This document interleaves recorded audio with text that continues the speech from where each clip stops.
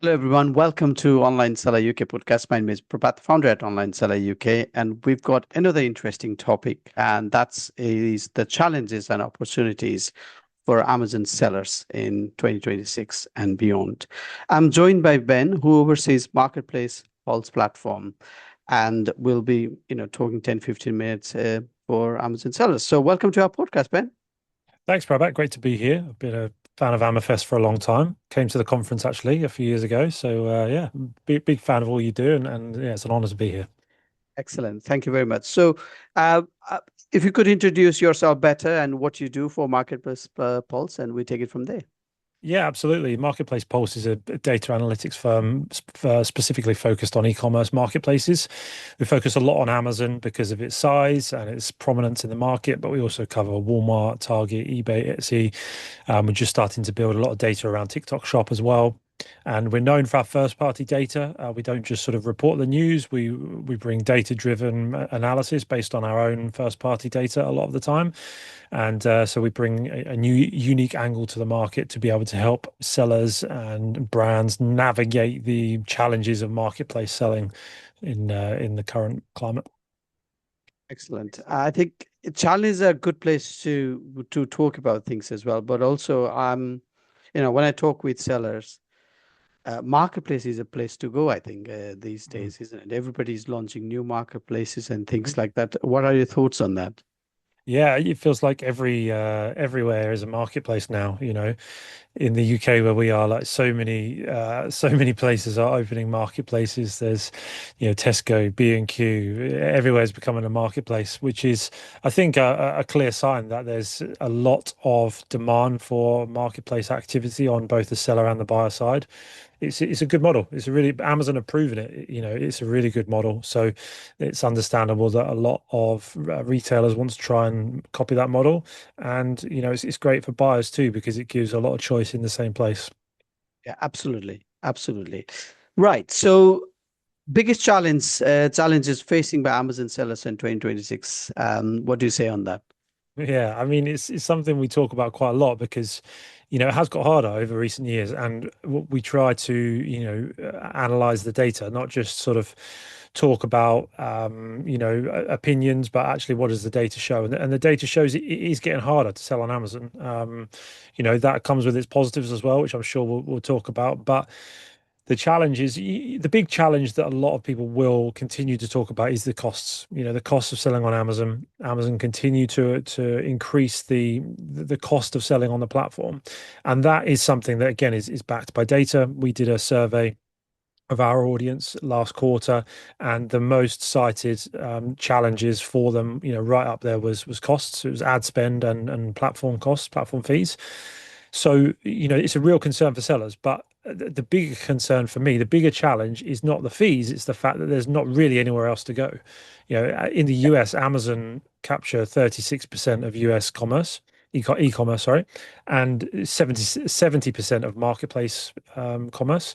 So they have a massive portion of the market. And so for a seller, there's no other marketplace that can drive anywhere near the same kind of volume unless you are a specific product type.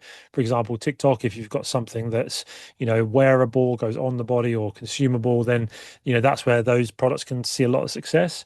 More social video driven content, something that can show the transformation. But for your regular everyday products, your HDMI cables and you're just your spatulas and just silly examples, but those more regular products, Yeah. Amazon is very hard to drive a similar amount of revenue outside of Amazon.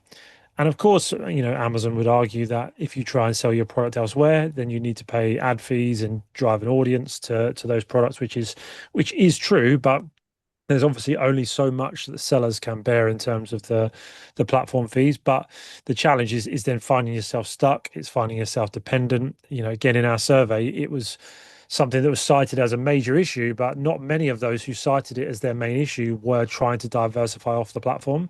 It's just a regretful acceptance that this is just the cost of business. I don't really have any other options because Amazon is too important for us. So I think that is the biggest challenge to navigate. And sellers today have to have to be better at what they do. The execution threshold has gotten so much higher because of the challenges that have come about. But then that, of course, presents opportunities as well.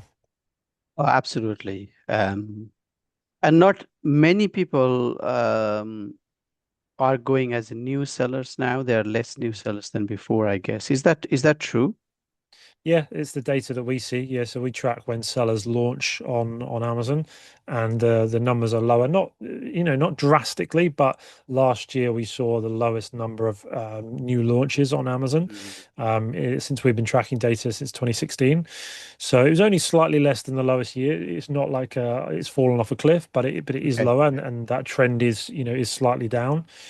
We track the number of active sellers. So our definition of active is if they've received at least one seller feedback in the last year.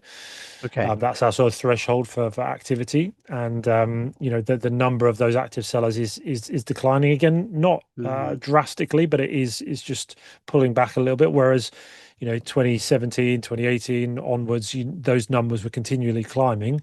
It has sort of plateaued a little bit and tapered off now because it is a more challenging environment. Like you say, for new sellers, it's not something that you can just easily come in and do without much capital, without much effort. You need to, really treat it like a proper business and really commit to it. Yeah, absolutely. I think you use the right word. It has to be a proper business now. You can't always just, you know, do it as a side hustle sometimes. Yeah, Yeah. yeah. Yeah. So let's talk about opportunities for Amazon sellers. So how do you see and what are you seeing these days? Yeah, well, I think the opposite of the challenges is that the opportunity's never been bigger because Amazon's revenue continues to grow, Yeah. or their GMV, the sales made on the platform continues to grow at a very consistent rate, and so the opportunity continues to increase in size, but there are less sellers competing for that same GMV. So the average revenue per seller has increased. There are more million-dollar sellers now than ever before. Our data shows over 100,000 million-dollar sellers Wow. across Amazon, which is phenomenal, really, when you think about it, that a platform can, it can create their environment where there are that many seven-figure sellers is incredible, really. And, that was up from around 60,000 a few years before that ad data. So it nearly doubled that number in just a few short years. And that's partially because of Amazon's GMV growing, but it's also a little bit to do with the seller pool shrinking. And so the reality is that that operational threshold of what you need to be good at has increased significantly because of the higher costs and the squeeze on margins, not just from Amazon but also from things like tariffs and just inflationary impacts from around the world. Sellers have to be better at their operations, their supply chain, inventory management, their ad management, all of these things. While they were important, and these aren't necessarily new things that sellers need to be good at. We were talking about this stuff 5, 6, 7 years ago, but it's just even more important now because it really does define success so much more. And if you can have a willingness to really master these aspects of a physical products business, that then creates such opportunity because there is more revenue than ever to collect and more eyeballs on Amazon, more traffic on Amazon. But it's just about making sure you meet that operational threshold that allows you to be profitable in a more challenging environment. Yeah, absolutely. I think profitability is a regular topic I see now. Mm. Yes. And somebody I was talking with the other day when I went to exhibition in London, yes, I'm not interested in a higher revenue. I'm interested in Mm. making more margin. Yep. Okay. So, all right, cool. So I think we need to talk about AI in mostly everything now is affected by AI, whether Yeah. we like it or not. So you've been seeing sellers using AI these days? Yeah. Yeah, definitely. Yeah. Yeah. We again we ran a survey recently that and part of the questioning was about AI, and it was quite interesting because most sellers have adopted it in some form. Yes. Very few hadn't adopted it in any form, but it's almost exclusively on content creation, writing listings, doing your bullet points, helping you with images. And the brands, I believe, that will succeed on the back of AI in the coming years are going to be those that really treat it more as an operational layer, and it's not just a content creation, but it's something that really drives efficiency in the business. Again, coming back to profitability, there's an opportunity, not that, some people will want to hear it, but there's an opportunity to, to work with leaner teams, lower cost bases Yeah. by utilizing AI for a number of different things. Yeah. We ran some marketplace pulse events earlier in the year, and I was talking to a brand there. They do nine figures on Amazon, and one of the main ways they're using AI is to create proprietary tools that only their business uses, that plugs and plays into their inventory environment, their operational environment, and helps them be a lot more efficient as a business.